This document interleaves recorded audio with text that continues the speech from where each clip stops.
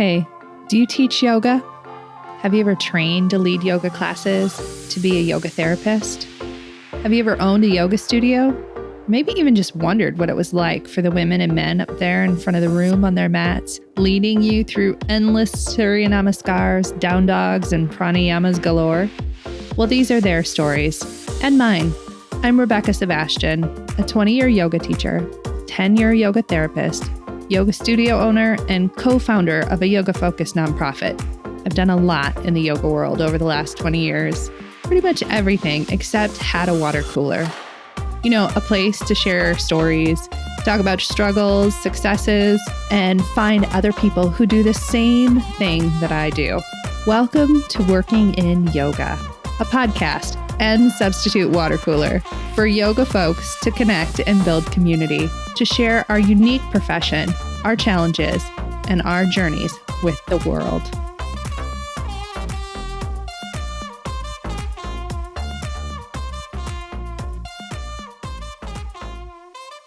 Hey friends, welcome to Working in Yoga. Have you ever called yourself trauma-informed? Have you ever wondered what it means to be a trauma-informed yoga teacher? This episode is an evolving conversations episode, just like last week, where we take conversations that we have been having within our industry and push them forward to new places. Trauma-informed is definitely one of those conversations, so I've called in the expert of all experts, Joanne Spence. Joanne's book, Trauma-Informed Yoga, A Toolbox for Therapists, is one that I have read, taught from, and had the joy of taking a one-day retreat with the author as she taught the basics of trauma-informed yoga, teaching virtually to a group of folks from my studio. You will also hear her reference that she has written a new book with Catherine Cook-Catone coming out next June that will be a new entry-level text on being trauma-informed for folks who are learning to become yoga teachers. But what can we do now, today? How can we shift to be a bit more trauma-informed? Well, take a listen and find out. And this week, I'm going to ask for your patience during the first 5 minutes or so of this interview. It seems that my internet connection was annoyed during the beginning of this particular interview, so please have patience when you hear me talk. Sometimes my words drop off a little. It doesn't affect Joanne's wisdom at all, but for the first couple minutes, you'll hear me drop a word or two occasionally. And before we begin, I would be really grateful if you liked, subscribed, or followed me wherever you get your podcasts. It helps me get more yoga professionals listening, and I am a big believer that we are all better together. And thank you, of course, to Sunlight Streams, our podcast sponsor. Sunlight runs a self-care blog that is designed to support both students and wellness professionals. This month, the blogs are all about workplace care, and that means that we talk a lot about the idea of meaning and purpose. There's no denying that teaching yoga can fill us all with meaning and purpose in our lives, and we talk about how to care for ourselves while at work and fulfilling that dharma that we have. But right now, let's get into our conversation about trauma-informed yoga teaching with the lovely Joanne Spence. Friends, welcome to Working in Yoga. Okay, so one of my favorite things this season, I am getting to reconnect with people who I have gotten the lovely opportunity to work with in person or online. And this is one of those people. I want to introduce you to my friend, tell everybody who you are and what you do. Thanks, Rebecca. It's very good to see you. Yes, I am Joanne Spence, and I'm a few things. I get to write about yoga, something that I've been passionate about and have been practicing for just over 20 years. And that is how I spend a lot of my day. And I see clients as a yoga therapist, which is very exciting. I'm also a spiritual director with a background in social work. So sometimes I do something called embodied spiritual direction, and it's a Christian spiritual practice. And I see people and we sit and we listen to God together.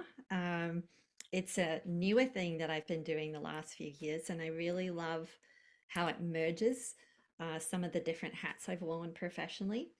Uh, but I think that title of being a writer and still being a clinician and wife of many years, mother of three adult children, and moving into a different life stage. Um, they're the things that I think categorize how I identify and what I'm doing with my time these days. So thank you for letting me make that introduction. So, oftentimes in the yoga space, we use trauma informed. And I thought I would just person who wrote the book. That is the lovely Joanne. Can we talk about what it is to be trauma informed as a professional? Somebody who's holding space either as a yoga therapist or a yoga teacher in a class. And I know those two things are not apples to apples comparisons, but Mhm. we talk a little bit about this because it is a word that gets thrown around that in concrete terms, it's very sort of like up in the ether. So tell us what that means. Yes, it does get thrown around a lot, and I think there is some misunderstanding. Before I say what I think it means in a definition and maybe some concrete examples, I would like to just say that uh, I have just finished writing a book with the wonderful Catherine Cook Catone, who's a Yeah. licensed psychologist, professor at University at Buffalo, and has written many books, and also a yoga therapist.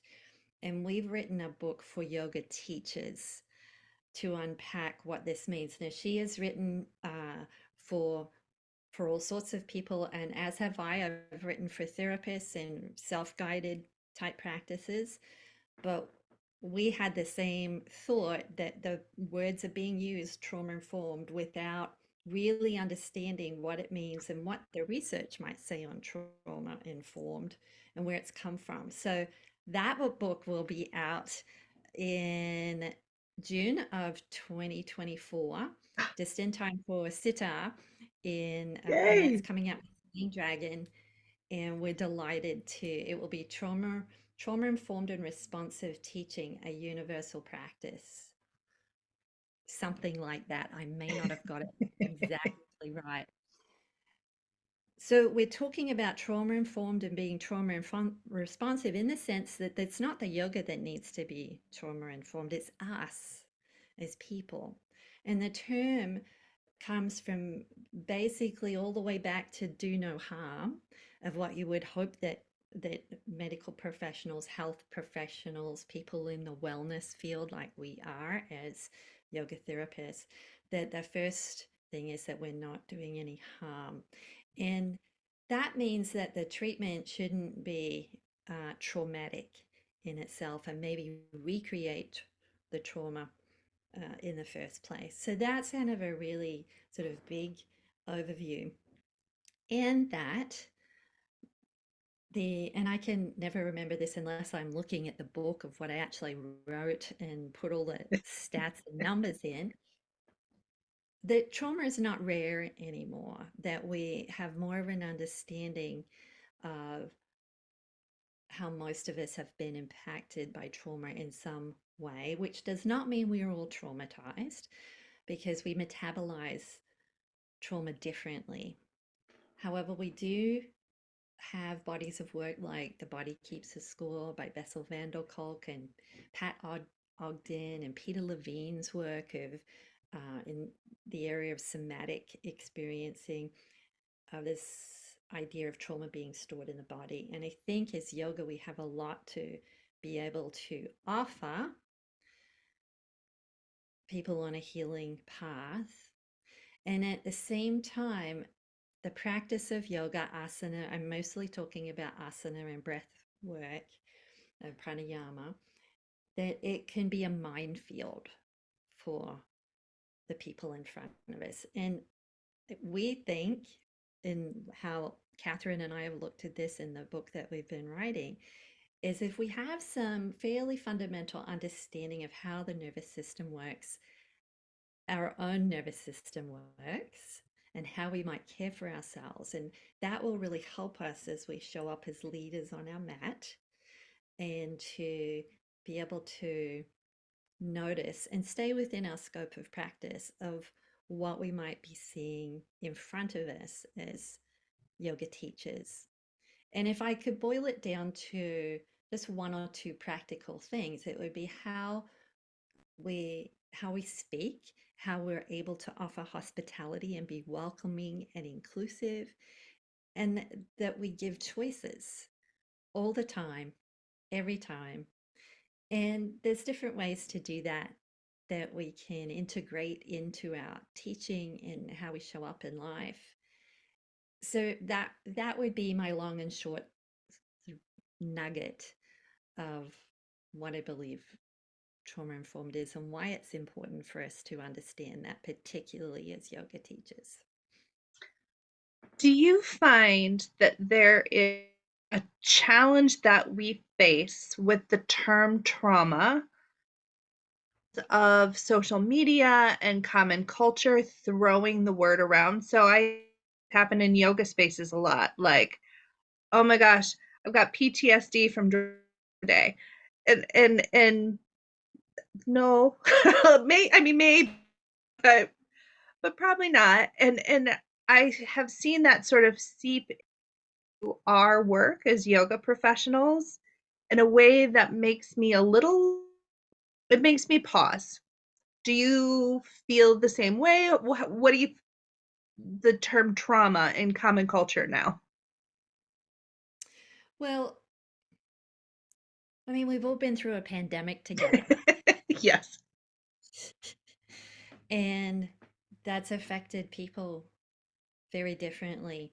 But it's a pretty common definition of trauma that I hear most people using, including in my work and Bessel van der Kolk's work, is trauma being the overwhelming our current capacity to cope in its very broadest definition, and something that's happened in the past that is intruding on the present, whether or not it's actually there or not, so real or perceived threat. And I think that we can relate to that as a common experience of our humanity. That does, and as I mentioned earlier, doesn't mean we're all traumatized. But I think I hear what you're saying about people saying, oh, yeah, that gave me PTSD. When you've actually worked in mental health for as long as I have, and I worked for nearly 10 years as a yoga therapist at Western Psychiatric Institute and Clinic, that and I now work with veterans in the Veterans Administration. And you see up close and personal people in the midst of active PTSD and all of the um, the suffering that comes with that. And that's made me more committed to practice to body-based practices like yoga therapy and somatic experiencing of being able to offer somebody practices that reduce our suffering. At the same time, what I'm offering is not trauma treatment. And that is probably where people get Yes. quite confused. Yes, yes, And it is yes. a little bit confusing when I say it or when Catherine says it, because she is a licensed psychologist and I do have a social work background and I did work at a psychiatric hospital in the VA. But there are special skill sets that we have that we bring those thoughts and that lens to the table because we're advocating for a universal practice, even when or especially when you're not trauma trained and that you're not doing trauma treatment, of how we teach all of our classes and how we are managing our own nervous systems, what we're noticing and what we're able to notice when we have that level of awareness and understanding, which our practice brings to us. We get from our practice so that there's a self-fulfilling loop here. So yeah, I'm gonna stop there because I'm I want to ask you this question because what I see with in the industry is that you often have one group of people who teach a particular way. We'll call them the accessible yoga group, just because I just talked to Jeeva, and a lot of those folks have a lot of knowledge about trauma informed. And then we seem to have created a divide with a hot power flow sort of state. But I don't, because oftentimes those folks who teach hot power flow think trauma informed can't, and I don't think that's true. Do you? I feel like even our class could bring an element of trauma informed teaching to the table. And I'm guessing you agree, but tell me more. Yes, yeah.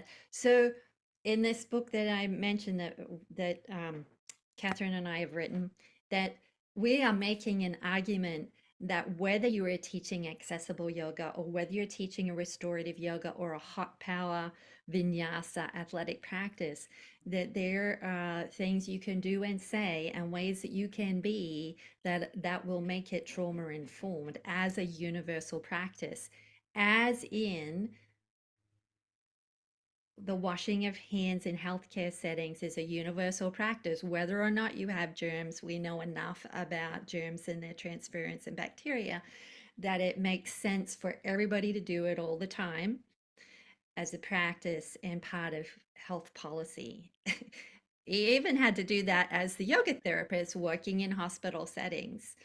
Um, so that's sort of I think the analogy for the practice. So you're I agree with your thinking, and we've written something to support that, that hopefully will be illuminating to the larger yoga community. And we wrote it for people, and in the 200 hour, that this would be part of 200-hour yoga trainings, because we see that is where the most, and that's where most people are coming in at the entry point. Yes. And yes, it's important to have more knowledge and training as you go on with 500 hours and yoga therapy.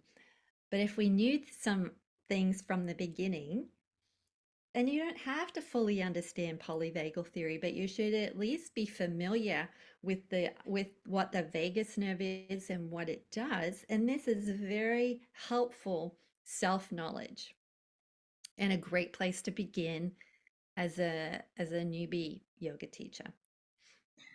So that newbie yoga teacher who's listening, because I know there are some out there, what one thing are we really thinking about? Let's start with step one. Are we thinking about language first? Are we thinking about the space first? Tell somebody where to start in thinking about making people feel welcome. Hmm. Smiling, tone of voice, preparing,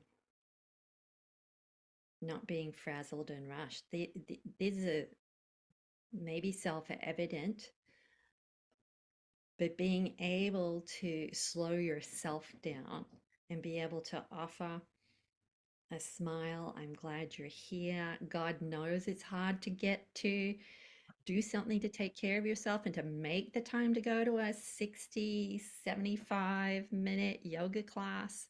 That's a big deal. And being committed that you're glad you're there is a good start to everybody else welcoming people into the space. And that people know that some people want to be anonymous in a yoga class. Some people want to be seen and greeted by name. So you've got all of that, and being able to show up as a friendly person and offer choice, and that it's okay if they're not doing down dog and they want to do a down dog at the wall, or they would prefer to do uppanasana or knees to chest or legs up the wall. That that's okay. And how do we hold space for that without it being a disruption, and how to have that be um, flow well? Do you feel that studio owners or space holders could be doing more to support their teachers in a trauma informed lens? I'll use myself as an example. So I have clear protocol in my handbook that I hand my teachers, and I say, this is who we are and this is how we act. I don't necessarily know if everyone's going to do that. I'm maybe a little bit of an extra in this area, but what can studio owners, those space holder folks, the people who are in charge of the overarching community and space, what can we be doing to support the teachers as they are sharing yoga in a trauma informed way? Hmm. I think keeping the space simple and uncluttered and having policies in place and having things streamlined. It's interesting. I owned yoga studios for 13 some years and it's changed. I mean, it's been 6 or 8 years since I was doing that, and things have completely digitized since then. So there is a lot of streamlining in terms of just allowing people to come in fairly seamlessly and payment and all of that good stuff that helps keep the lights on. And but keeping a clean, simple space, I think is at least a beginning step. And as you know, when you are a yoga studio owner, it's hard to care about. I mean, we usually do it because we care about the practice of yoga and sharing that with people. It's also hard to care about the administrative pieces and the systems we have in place and the Yes. cleaning and that there's toilet paper in the restroom and that it's clean in all of the little nooks and crannies. These are sometimes things that we're just like, oh, it's one more thing to do. So having those systems in place and having paid or volunteer people that are taking care of those physical details, they are important. And what that looks like of how we offer ourselves in a hospitality so that we can offer that out of hospitality. Uh, that's a great place to begin, and also maybe pointing people to resources, teachers to resources that will help them not be afraid of what it means to be trauma informed, of just keeping it simple. We offer choices. We show up and we start and end on time. We make ourselves available for questions, but we don't do that to the point that we're being somebody's therapist. We're Yes. pointing people to other resources and making appropriate referrals, or that the studio owner could maybe have a list of trusted other workers that they in the body in the body-based therapy realm of therapists and massage therapists and energy workers, and that there is some sort of synergetic relationship of, have you thought about this, or here's a list of other providers that can be immensely helpful. I mean, yoga teachers might have their own network of that, but maybe collectively you might have that as a studio owner. That's a few things I can think of. That's a really great idea. I don't even have that. I have that as a yoga therapist, but to have it in, because of course I have, binders for my teachers and all that where all the info is, just to have a list of other people that you can refer out to, whether they're spiritual leaders or therapists or physical therapists, depending on the challenge people have, like that referral out process. That's a great tip for people who are in a studio, who own a studio, just to have it there for everybody.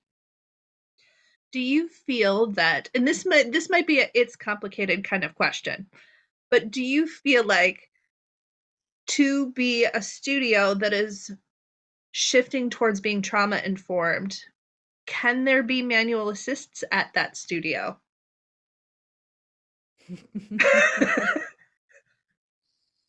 It's complicated, isn't it? Maybe, I mean, maybe yes, maybe no, and it depends. So, and I mean, it depends on your training. It depends on the lineage that you've been trained in. Um, I would say they're the first two things that it depends on. And if that doesn't immediately answer those questions, then I would say maybe not. It might be worth considering not touching people. And how do you give adjustments to people using your voice and prosody and clarity in short cueing that doesn't overwhelm people? That's an art and it's a skill that we can learn over time. So I was trained in the Iyengar lineage originally, heavy manual assists. And I did it for years because I just did what I was taught. And Hmm. I think that there is a lot of that. You're right. Like folks who are in the Ashtanga lineage, also heavy manual assists in that lineage as well. Like there's also, I think, ways that you can make sure people know that's going to happen ahead of time. The original space that I taught at was an Iyengar studio, and you just walked in and there was nobody like, hey, your foot might, somebody's foot might end up on your thigh. Like at the very least, I want to know, or maybe have you buy me a drink first before that happens. And there was no like talk about that. So if you are that kind of studio, I think making it clear with your customers and students that that's going to happen. And you know, 10 minutes into class, somebody who doesn't want to be touched, horrified as they're looking at someone else stand on someone's thighs or something like that, going, what's happening today? I think clear communication maybe is an element of this. Yes, and choice, Yeah. consent, Yes. consent. Um, Personally, I mean, I have some Iyengar training in my background, and the reason that I have a plethora of beautiful props in my home yoga studio downstairs and know how to use them is because of that training. And I would make it very clear to any class I go to, but particularly in an Iyengar class, please don't touch me without my consent. I would indicate that in some way so we can be trauma, we can advocate for ourselves, even if the class isn't. And I might be going because that there is a time on the schedule that suits when I want to go, and I'm not sure about what the teaching style or practice is. I know enough about certain lineages to go um, to be able to advocate for myself, even when I know that that is they have a different way of teaching. So that's probably the most generous of being able to say, I've benefited, I understand from my experience what that teaching could look like. But I can also say, and if somebody says, well, that's not okay, it's this is the way the class is, and I would probably just roll up my mat and leave and um, make a note that that's not the place for me. So we have teachers being welcoming. We have studios offering resources. Talk about what else we can do in very basic terms, like those universal hand washing practices of being trauma informed. The teachers can start until your book comes out, where they can get all the details. Where can they start even thinking about things? Because sometimes I think it takes us a while to change how we do things in teaching Mm-hmm. because it's so habitual. What seeds can Uh-huh. we plant today that people can start thinking about that can bloom next June when they get all the details in your book? Yeah, I wrote I mean, it's not even, it's probably 900 or 1,000 word, very short article on Yoga U online um, that just goes through simple things like not giving hands-on adjustments, um, being warm and welcoming, giving choices, uh, thinking about the space in terms of having it be very simple and uncluttered. I mean, sort of pretty much the things that I've mentioned, and being aware of doing your own practice. And of course, I mean, like you with in the Iyengar system, there seemed to be like a guilt and shaming around your own having your own home practice. I mean, really, the point of learning yoga to me is being able to do it when I want it, when I need it, wherever I am. Yes. Um, I think baking that into the whole point of being a yoga teacher is taking your own medicine, practicing. It doesn't mean you have, I mean, people are asking me all the time, how long, how do you practice every day? And I think the curiosity of that is, do you have to practice for 60 or 75 minutes? Yes. Well, it's great to do that, and it's not a bad idea. But if you have three kids, well, two businesses and one husband and a dog, if you can get in 15 freaking minutes of practice, then that is a win. And Yeah. committing to, because the practice that's the best for you is the one that you do. Yes. And so if we commit to doing our own practice, I think that that's the and that teaching doesn't count as your practice. Teaching is a practice, but that's Yes. not your practice. Yes. And I had to sort of fudge the numbers on that a little bit when I was in the middle of raising my kids and running the Yeah. studio and running yoga in schools and wearing multiple hats. Caring for myself was really, really hard. But how do you show up authentically on your mat, teaching people about self-care and self-awareness through this particular lens of a yoga practice if you're not doing it? And so I think that authenticity of that's the beginning place, and you will learn and grow as you take your own medicine, and your teaching will be better and you will be more effective when you are actually caring for yourself. And it will take more than yoga practice in the morning, evening, or Yes. whenever.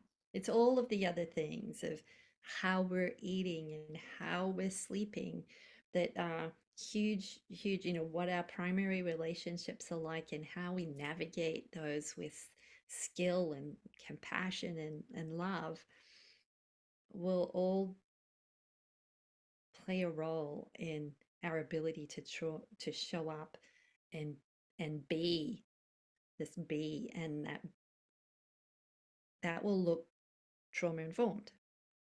Yeah. End of sermon. Oh my gosh, the best sermon though.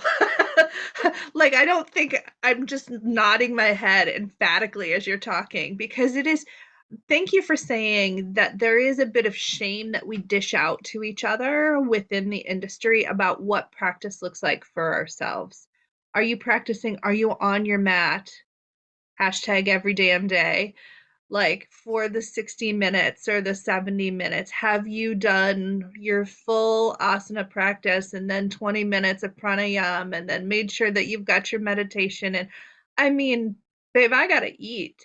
So it doesn't look like that. I have two kids. I'm running businesses. Like my practice looks different, but intentionality matters.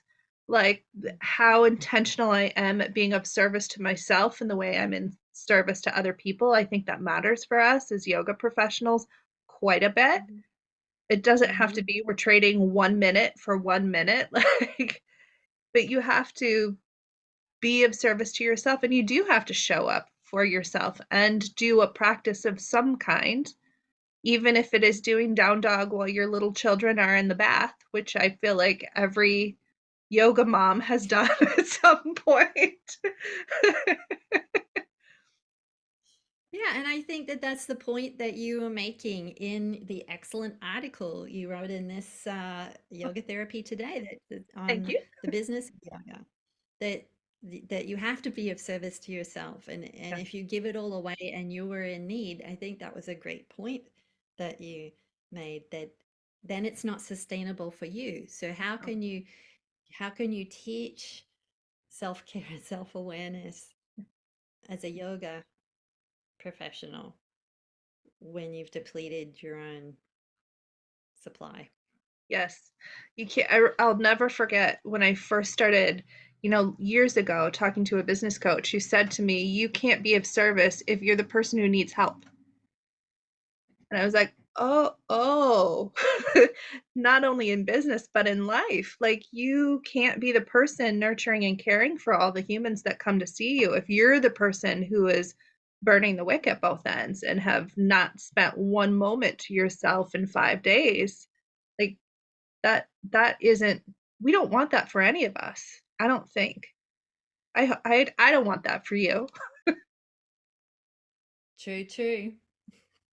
Okay, so tell me in before we go, just tell me how you see trauma informed integrating into our profession from here 2023 going forward. I think prior to COVID, it looked a lot like flip chips and talk, like the flip chips, the coasters that we all had, like, yes, touch me, no, don't touch me. But I want us to evolve past that conversation. What does trauma informed look like within the yoga space going forward? I know our hope is that it's just seamless and integrated and we all do it. But do you see a certification or something that the Yoga Alliance pushes? Should it be something that those are just standard parts of our practice? I set you up for that. I'm sorry. Oh, the capitalist machinery. I have really mixed feelings about certificate. I mean, I think that this should be part and parcel of 200-hour training, and I think that to that end that there is maybe a 5 to 7 hour requirement of understanding of trauma and what trauma informed means. That is now part of what Yoga Alliance considers to be, and that our book will hopefully meet the need of that information to people.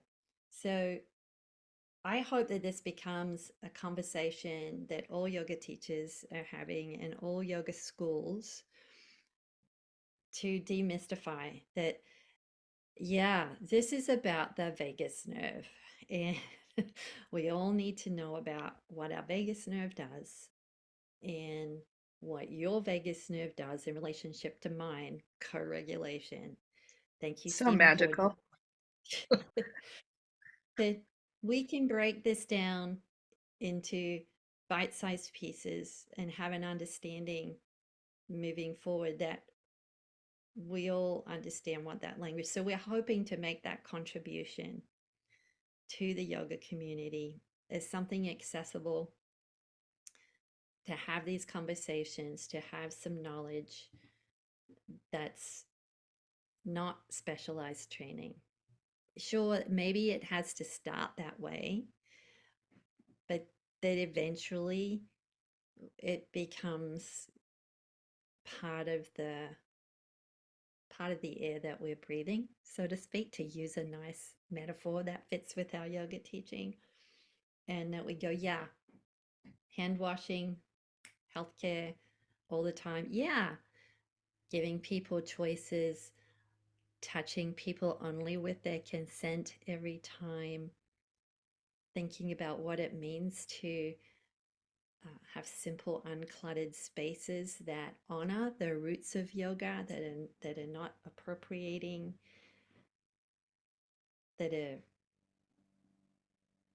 deeply respectful of the lineage and of in the particular sense and in the broader sense of this practice coming from South Asia. I think that we are getting there, and I just hope to be part of that conversation of with Catherine and many others of providing some resources. That this is not, I'm going to say it's not rocket science, it's neuroscience.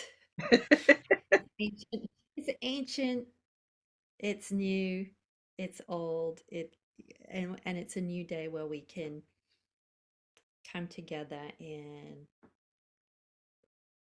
that everybody is welcome at the table. We all have a vagus nerve. We can regulate it through our movement, through our practice, our breathing. That's my next TED talk. There we go. I love it. I love it. I love that it also pushes the trainers and the schools to make sure that they are well informed about what it means to hold trauma informed space so that we can train the next generation of yoga teachers. So, like you said, it's like the air we're breathing. I love that. That's where I want us to go to. Tell everybody where to find you. Mm. Well, I'm sitting here in Pittsburgh, Pennsylvania, but you probably went on my web presence. I have a website, joannespence.com, totally creative. My name, Joanne, spence.com. I write a monthly wellness newsletter. That's the best place to find me, and that's joannespence.substack.com. And it's called Be Well. Following you on And Substack right now. and you can just look at my monthly wellness newsletter, and it's about the struggle of being well through the lens of yoga, spirituality, being human, and that's hard for all of us. So I try and give little practices, little video practices, and usually because I'm a writer, there's a poem or a book or something that I'm, how do we feed all of ourselves and all of the ways that we can be well. So that's how people can find me. I'm on Instagram, joanne.e.spence, but just Google me. I come up. You're the best. Thank you for having this conversation with me today, Joanne. It's just lovely to reconnect. So, thank you so much. Thank you for having me. Thank you so much, Joanne, for coming on the podcast. I love our conversations so much. Here are our key takeaways. PTSD and trauma are common words that we like to throw around in our culture. Making sure that we use the correct language when defining what we are speaking about is important. So many of us have experienced trauma, but calling everything trauma or PTSD isn't always helpful for us or the people in our spaces. Hospitality and choices are two big parts of being a trauma informed teacher. And if you go back to the Red Flags podcast a couple episodes ago, those two things are the biggest red flags listed by the students of the practice. So be welcoming and give choices. If you only do two things, do those. As usual, thinking deeply about how, when, and why we touch our students is in the forefront of how we can become more trauma informed. And trauma informed teaching can happen in any space, in accessible yoga spaces, in Iyengar spaces, in power flow spaces, and everything in between. The practice that is the best for you is the one that you do. Thank you, Joanne, for that lovely quote. And we as yoga professionals need to hear that as many times as our students do. And finally, intentionality matters in how we practice for ourselves. We have to show up for ourselves with the same vigor and dedication that we show up for other people. Also, Joanne mentioned that I do have an article published in the current issue of Yoga Therapy Today magazine on building Seva into our business models. If you want to take a read, the link to that article is in the show notes. Next week, I get to share the green flags that you have all shared with me. We are doing some things well, and that is worth giving ourselves a pat on the back for. I can't wait to both share another Tinder profile with you and talk to you about us at our best. So, thank you so much for listening, friends. I enjoy our time around the water cooler so much, and I will catch you next time.